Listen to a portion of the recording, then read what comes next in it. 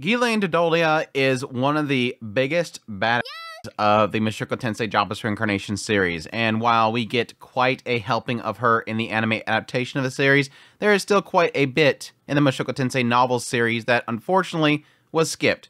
Welcome back, guys, to yet another skipped content video where I'm going to go over Ghislaine Dedoldia and really give you guys a perspective on everything that was unfortunately skipped in the anime adaptation. While they covered most of Ghislaine's key story moments throughout the series, there is two particular chapters that unfortunately were kind of bypassed. One taking place during the time that Rudeus is staying at the Boris Grey Rat family's house, and yes, one, what happened to Ghislaine after the displacement incident. So with all that said, let's start jumping into it. First things first, let's get a refresher on who Ghislaine is.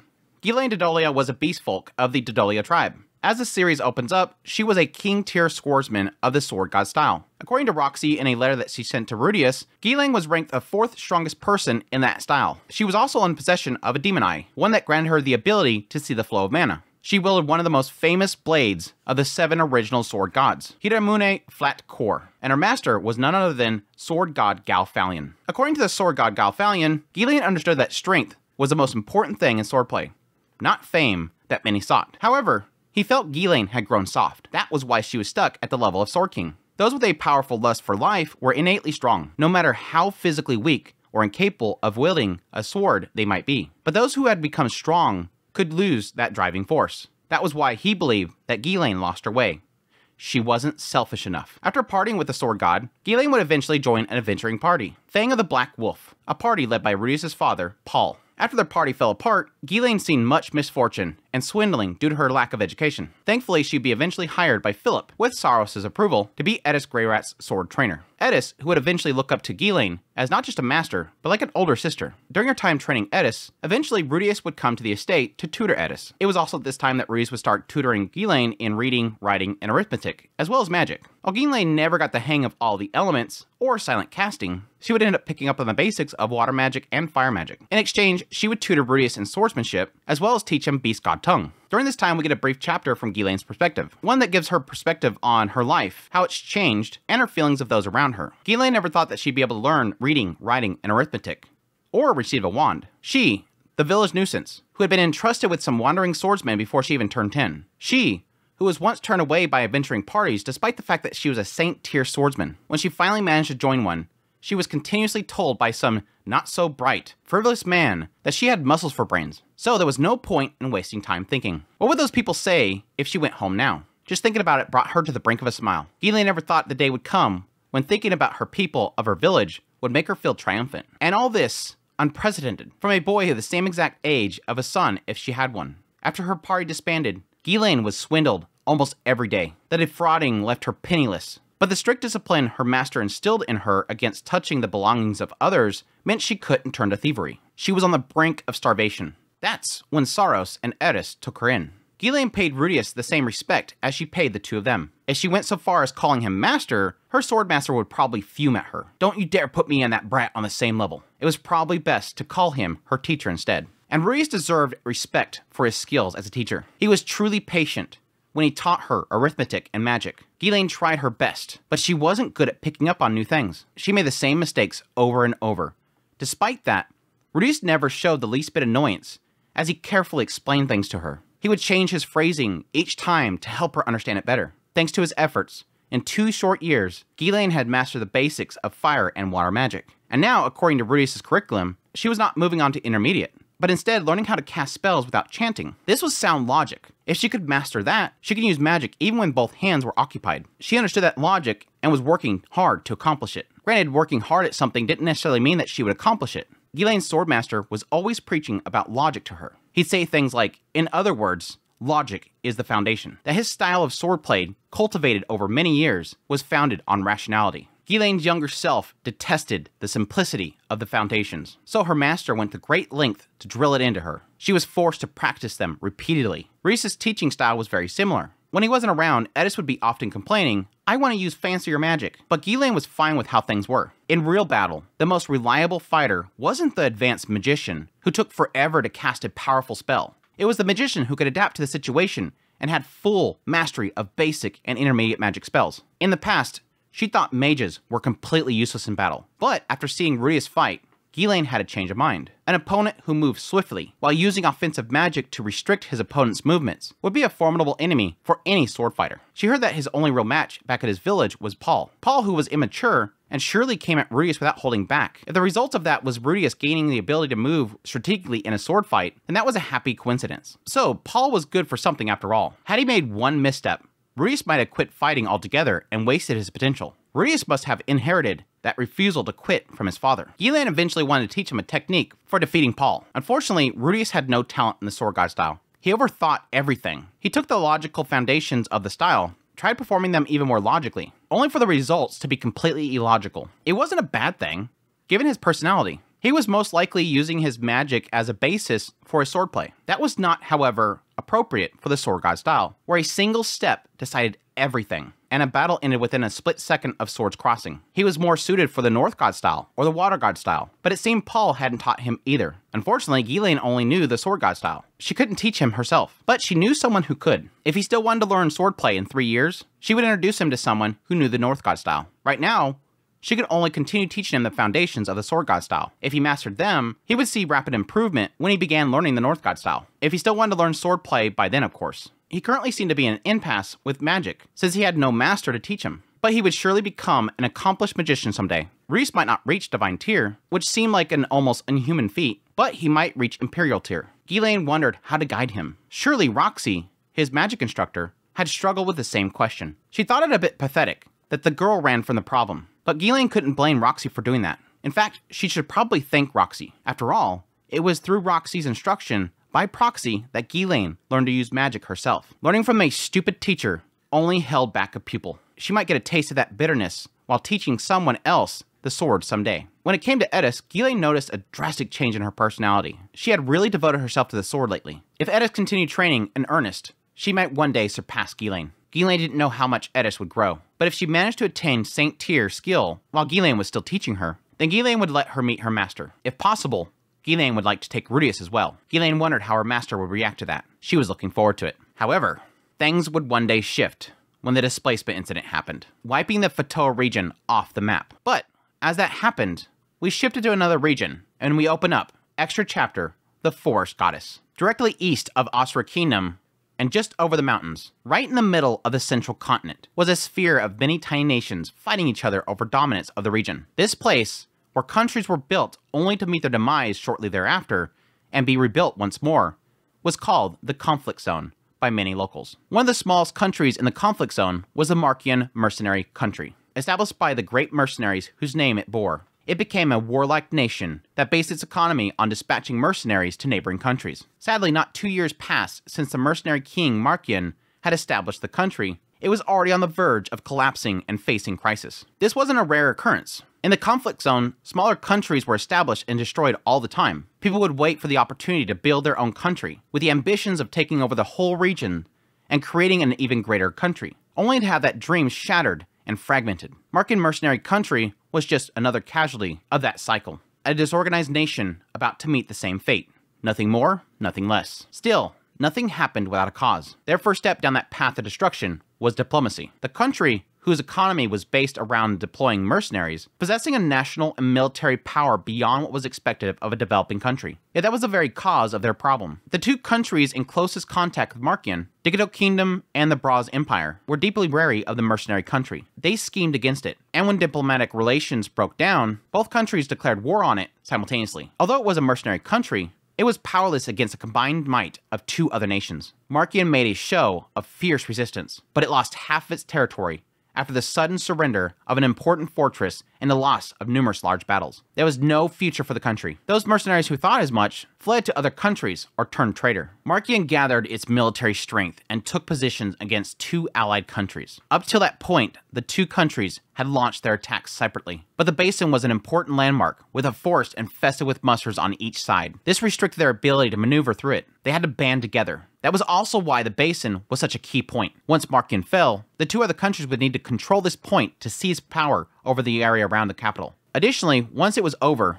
it was easy to imagine the conflict that would then break out between the Digito Kingdom and the Braz Empire. Markian had already tried to capitalize on this fraught nature of the relationship between those two countries. But their military strength was reduced to the point where they had little ability to put up any meaningful opposition. They had their hands full just trying to keep the country from collapsing. Enter Bigot Mercanol, the captain of the 3rd unit of Markin's mercenary company. He led 10 men into the depths of the forest. Aegean Forest, as it was called, was infested with monsters. Since time immemorial, the ruler of this area had forbidden passage through it, or so those who lived nearby unanimously declared. Woodcutters even refused to enter Aegean Forest. This meant passing through it with troops was impossible. Even in the current battle, Markian's 2 enemy countries avoided approaching the forest. King Markian decided to take advantage of that. Their troops would break through the forest and launch a surprise attack on one of the 2 enemies. A simple but effective plan. That said, Markian's military strength was not what it used to be. Just the act of invading a forest would reduce their numbers greatly when they were accosted by various beasts. Forget launching a strong surprise attack. It seemed like they would be squandering their resources. That was where their strategy came into play. In previous battles, they secured several Braz Empire suits of armor. They would have some of their soldiers don these and attack the Dikudo Empire from behind. The 2 countries had formed a temporary alliance until Markian was vanquished. Once that was over, the 2 of them would end up fighting over the land they conquered. Even now, tensions ran high as both countries began considering what methods would be most beneficial to them. It would only take a small push for their alliance to snap, creating conflict between them. That was Markian's aim. Bigot, who was known for being daring and resolute, was put in charge of the operation. He would pass through the forest and launch a powerful sneak attack with a small company of mercenaries. It was an increasingly dangerous endeavor. They would not come back alive, even if they succeeded.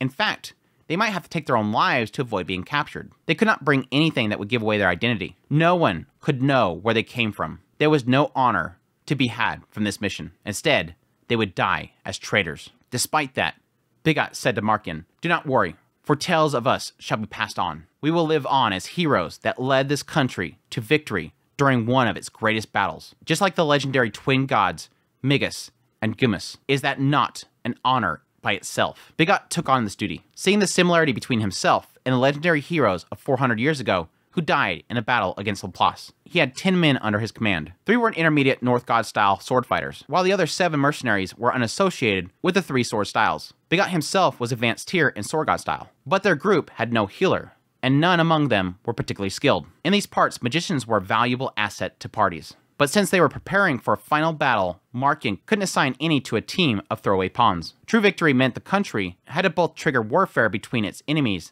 then capitalize on that opportunity and come out triumphant. Humph, never thought I'd be doing something like this, Bigot thought, laughing in self-derision. Bigot was destined to be a mercenary. He was born into a mercenary band. His father died in a battle while his mother was pregnant with him, and his mother died in a battle not long after he was born. He was sold as a slave and bought by what would eventually become the Markian Mercenary Company. That was when he learned about swordplay in battle. Ever since then, he lived only for money and survival. He never dreamed that at the end of it all, he'd be battling for honor. As if I'm a knight from some kingdom, he thought. Everyone knew knights were the only ones who died for honor. But then it occurred to Bigot, maybe I'm a knight of Markian. It made him proud to think that way. For the longest time, he hadn't belonged anywhere. It was only through great hardship that he had come to be able to call Markian his home. Now, he would fight to protect it. He'd mocked those ideals in the past for being sappy. But now, he was in a similar position. They didn't seem so bad after all. Commander, just a little farther. Don't let your guard down. Now we've come this far, we don't want to be killed by humans. Haha, true enough. Until that point,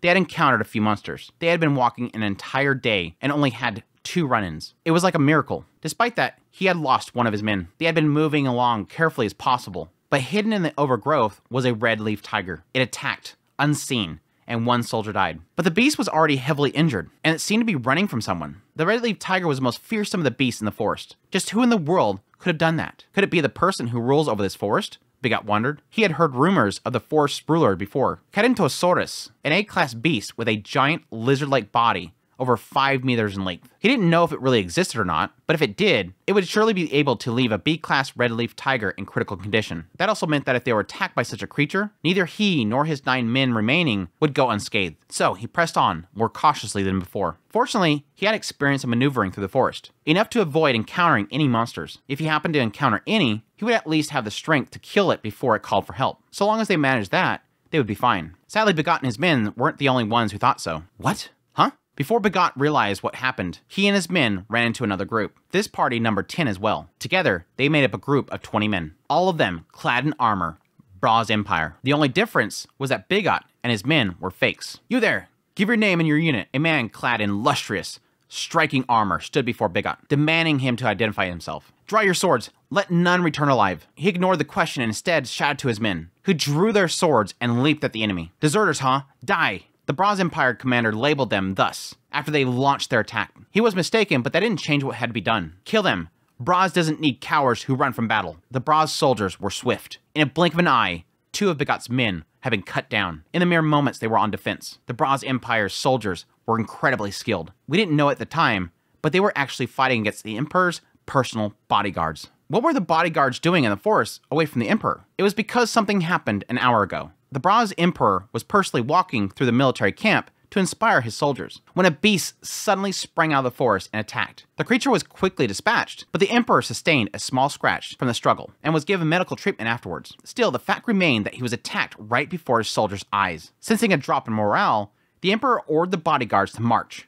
"Go forth and fetch the hide of a great, fierce beast," he commanded. Then he could claim that he fought and felled the creature, and that would be how he sustained such a wound. The bodyguards immediately set out to the forest. Mysteriously enough, they didn't encounter any beasts, but instead came upon Bigot and his party. Why here? The strongest of Bigot's men was easily slain by the Braz bodyguards. "I'm sure you already know, but I am the captain of the Emperor's Guard, Klein Donaltus. Water Saint Klein. Do you seriously think you can win? Damn it! Cease your resistance and surrender. Then you may at least have your lives." Bigot panicked. There was no way they could surrender. If they were caught and investigated, they would be exposed as pretenders. Markian would fall. After that, the Braz Empire and the Dikato Kingdom would fight. He didn't know who would win, but either way, the country he had such fond memories of would disappear. On the other end, he had no other options. They were clearly outmatched, and if this continued any longer, the destruction would be inevitable. Bigot apologized to the comrades he held in esteem within his heart. That was when it happened. A gigantic lizard came flying at them.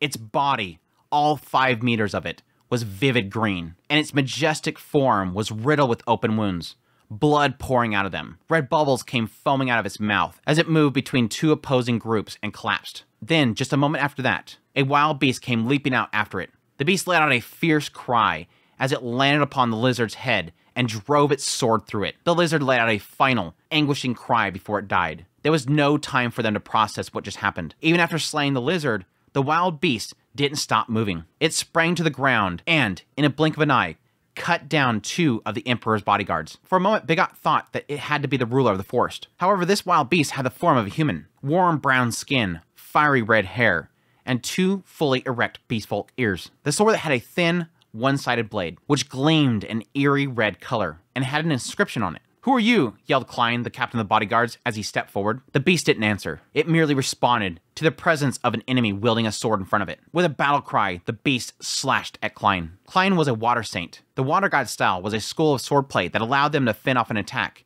and launch a deadly counter in return. At least, that was supposed to be the case. The long sword of light. So this is a sword god style. When the beast's sword met Klein's blade broke in 2. Then a split formed in Klein's armor as the attack sundered his clothing, and finally bone in succession. That was when Klein's lower and upper half separated. The Braz bodyguards didn't even flinch as their commander's torso fell in front of them with a wet thud. "How dare you! Our commander! We'll avenge him!" They were all sword fighters of intermediate tier, in either the water god style or the sword god style. They were undeniably strong, and yet, as the beast howled, with each swing of its blood-red blade, one by one those men were vivisected. The beast moved like a flash of light. Its voice was enough to make one recoil. No one was any match for it. In moments, the entire guard was wiped out. Bigot and his men couldn't even move. They had no idea what just happened. The beast had appeared out of nowhere in an overwhelming show of strength, destroying everything in its path. But why? For what purpose? Suddenly, it was looking their way. Reason had fled from its eyes now fixated on Bigot and his men, full of bloodlust, amplifying their fear. The clothes it wore were revealing, but terror overwhelmed any sense of attraction they may have felt. That was right. This beast was a woman. It had a woman's form. As soon as he realized that, the gears turned in the back of Bigot's mind. It was a story of a sword saint that taught him swordplay. That sword saint was an honorable warrior of the sword god style who had trained in the holy lands of the swords. They wouldn't tell him why they decided to become a mercenary, but they did talk about their prior training experience. They told Bigot one of the other people there was violent, wouldn't listen to anyone. She was almost like a mad dog. She surpassed me and became a sword king, but she wasn't a bad person. Just an idiot. Everyone hated her, and she lost control in extreme situations and went mad, attacking everyone, whether they were friend or foe. The sword fighter in that tale was a woman right in front of Begot right now. The description fit exactly. By any chance, he called out to her as he slipped into the god sword style bow his teacher had taught him, bending to one knee and tucking his head forward, showing respect and submission. Are you the Sword King, Lady Ghislaine Dedoldia? The moment he said that, the beast stilled. After a short time, Ghislaine regained her sense of reason. I had often heard rumors, but I never dreamt that I would meet you in a place like this. She didn't respond to his words. Instead, she glared at him with her bloodshot eyes and questioned him very matter-of-factly. You there, have you seen a girl around here, 12 years old, with pure red hair? Or a boy about 10, who's a proficient mage? No, I haven't. He shook his head, thinking over her words. A red-haired girl approximately 12, a magician boy approximately 10? He had seen many slaves like that in his life, but none of them were around this area. Besides, this was the Edgen Forest. It was a place filled with beasts. Why did she think that there would be children in a place like this? I see. Sorry to get in your way. Ghislaine began to walk away. After a few steps, she suddenly stopped and looked back, her head cocked. By the way, where is this? Begot, too, cocked his head. He then explained they were in the forest within the northern part of the Markian mercenary country. Begot and his men were in the middle of an operation. They didn't have the luxury of time to explain, but she just spared their lives. And if they upset her, they might be next. This was an attempt at crisis management. Impossible, Ghislaine said in disbelief. She didn't understand how she ended up here. Begot asked her the details of their situation. She had been acting as a bodyguard for a young girl in the Asura Kingdom's Fatoa region when they were attacked. Before she knew what happened, she was then swallowed up by a light and ended up in the forest. As she fought hordes of monsters, she lost herself in excitement of the battle and turned into a berserker that killed anything that came near her. After explaining where they were at, Ghislaine looked up to the sky. Then I have to go south and return to Asura. Using the sun to guide her, she turned straight south. That was the same direction that Begot and his men were heading. Please wait. The enemy camp is set in that direction. And what about it? What about it? I mean, what are you planning on doing? Anyone who gets in my way gets cut down. That's all. There was ferocity in her eyes that made him doubt if she would ever possess reason. Begot had no words. Just what had her so stirred up? Hopefully Rudius is with Lady Edis, but there is a chance that both of them were transported somewhere else, just like I was. I have to hurry. After hearing that, he understood. We're not that different, he thought. Those two children, particularly the red-haired girl, were more important than anything to that Sword King. She was desperate to protect that which was precious to her. In that case, why don't we travel together? We also have something to take care of in that direction. Very well. For some reason, Begot felt particularly proud. Although their objectives differed, he felt like he was standing side by side with a Sword King, fighting for something he wanted to protect. Begot, his men, and Ghislaine slipped out from the forest and attacked the Dickato Kingdom from behind. Their luck was good. As soon as the battle with the Markians began, all the troops were focused on what was in front of them. The Braz Emperor found it suspicious that his bodyguards had failed to return. He suspected the Dickato Kingdom was planning an ambush for his troops, and that his bodyguards had been killed after discovering their plot. After all, the Dickato King's main army was close to the forest. It seemed likely they had troops hiding deep within. In truth, the Dickato King was a coward, and had camped with his back against the forest, so he wouldn't be caught by a surprise attack by the Braz Empire. The combination of these factors would later lead to Begot's success. Ghislaine howled, and Begot let out a fierce cry as they led the men into battle. They charged right into the enemy camp, where the Dickato King's tent was set up. The king was startled by their surprise attack. Seeing their armor, he immediately thought the Braz Empire launched a sneak attack from the forest. He sent out a signal to command an assault on the Braz Empire. Then, he tried to take shelter from the chaos. It was only 10 seconds later that Ghislaine tore the Dickato King asunder with her blade, killing him. The Dickato Kingdom surged into battle against the Braz Empire. The Braz Empire had predicted this, so while they were caught off guard by its timing, they were still able to put up a fight. That was when the Markian mercenary country took up arms. It was a three-pronged free-for-all. Begot found himself surrounded by the enemy, but he was still alive. It was his mission to die deceiving the Dickato Kingdom, yet he still clung to life. He and his men were already separated, and the only ally close to him was a single fighter. There, right in front of him, he followed the shadow of her tanned back as the light of her sword flashed, cutting through the enemy. He had never seen such a reliable figure before. He felt so proud of protecting her flank. At last, he could no longer see the armor of the Dickato Kingdom around him. Instead, they were surrounded by soldiers of the Braz Empire. While the Empire was surprised by the intrusion of a woman with a blood-red blade, they had watched her cut down the Dickato Kingdom's men, and noticed Begot protecting her flank in his Braz armor. They mistook Begot and Ghislaine for allies. That was when Markians surged in. The two allied countries were shaken as battle started up behind them. Not only were their alliances broken, but so were their formations. Markian, which should have been at the disadvantage, broke through their front lines. A chaotic battle ensued. Amidst the violent fighting, Begot became separated from Ghislaine, but managed to rejoin his comrades. Shouts of joy rang out from the Markian mercenaries as they recognized Begot. and took up firm positions around him. Instead of falling back, Begat remained on the front lines and kept fighting. The battle raged on, the soldiers covered in mud and blood, not fully aware of what was happening around them. At some point, Begat took an arrow to the left eye. Anguished, he searched for the bowman responsible. That was when he saw it. He watched as it happened. Below an eye-catching banner, dressed in luxurious bronze armor, was a man with a black beard. Begat saw the flash of red as the man, the Emperor of Braz, had his head sliced off by the brown-skinned woman. Begat laughed, and as he laughed, the battle wore on, and he lived. The final battle ended in a victory for the Markian mercenary country.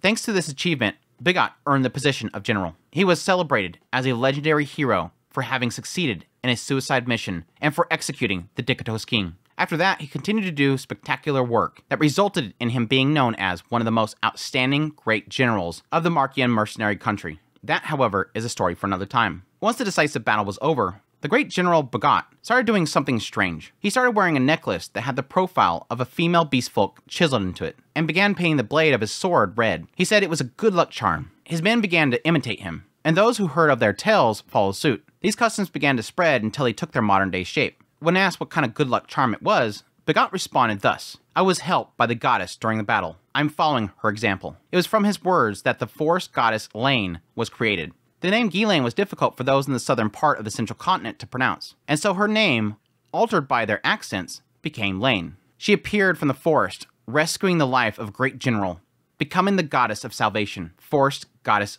Laine. For the next 100 years, she was worshipped as Markian's goddess of protection, providing support to the hearts of many soldiers. Of course, the real Ghislaine had no knowledge of this designation. Where did Ghislaine go after that? Was she still alive? Did she survive that battle and go home to Asura Kingdom? Was she able to meet that precious young mistress of hers again? Begat Mercanal had no way of knowing. But yeah, after the battle in the conflict zone, Ghislaine would eventually separate from everybody, travel through the conflict zone. At some point, she would actually discover the bodies of both Philip and Hilda. Then sometime later, she would arrive at the refugee camp, where later she would be met by Eddis. While Alphonse had plans for Eddis to be married off in order to save her family name, Eddis would reject this and leave the refugee camp with Ghislaine. Knowing that Eddis wanted to get stronger in swordsmanship, Ghislaine would take her to the Sword Sanctum to train to become a stronger swordswoman. And that is the story of Ghislaine that we know so far. That was a much longer recording than I thought it was going to be, but I do love this little extra chapter of Ghislaine. When I first read it, I was like, okay, there's this other group from the conflict zone, not really sure if I care about this group or not, but as it got into it, and eventually I realized it was Ghislaine, I was like, holy crap, it's Ghislaine, I'm pumped. But that was something that I noticed this time around that it didn't really kind of dawn on me as I read through the first time. As we find out later on in the 6th volume, the moment that Eddis arrives at the refugee camp, Ghislaine says that yes, she discovered the bodies of Philip and Hilda. Rudius said that she didn't want to explain the condition of the remains, or exactly how she had found them.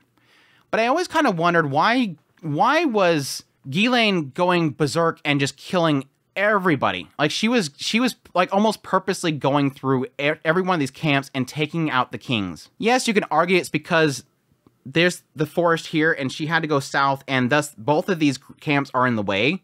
And she said, anybody get in my way, I'm going to cut through them. I have to go south. She just knows I have to go south. And so she doesn't want to go southeast or southwest. I have to go south. So you could argue it's that she's just kind of plowing through it all. But there was a side of me that almost believed that there's possibility that Philip and Hilda may have been found by those empires and killed. And maybe she found out about it and decided to kill everybody. But unfortunately, at least as we've seen for what has been covered by the anime, we haven't really been saying any one way or the other, which I don't know if we'll ever get into it. She just said that she confirmed their bodies were there. But yeah, I love Ghislaine. She's absolutely fantastic. I love how like feral she gets, just gets that bloodlust going on when she's in the forest and she can't really stop herself. And yes, technically she wants to find Eddis. I was supposed to protect this girl. I need to find her. I need to get to her. Anybody gets in my way, they're dead. She's fantastic. And I do love the relationship they have.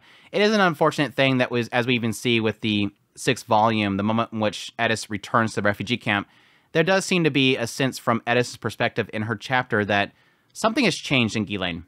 Since the moment that they discover that the family's gone and everything, the way that Ghislaine acts to Eddis has changed. Even Alphonse. Both Alphonse and Ghislaine have changed. The way that they treat her is almost cold and overly formal. They're essentially treating her like the next master. She has essentially taken the position as being the only family member of the Boris Greyrat family that's left. She is the head of the household at this point. So it went from the young mistress to, yes, the master. But yeah, love it. Can't wait for future stuff with Ghislaine, but for now, that's all we have. I hope you guys enjoyed this video. As always, if you did, make sure that like button down below, comment, let me know what you thought of these chapters. Are you a fan of Ghislaine?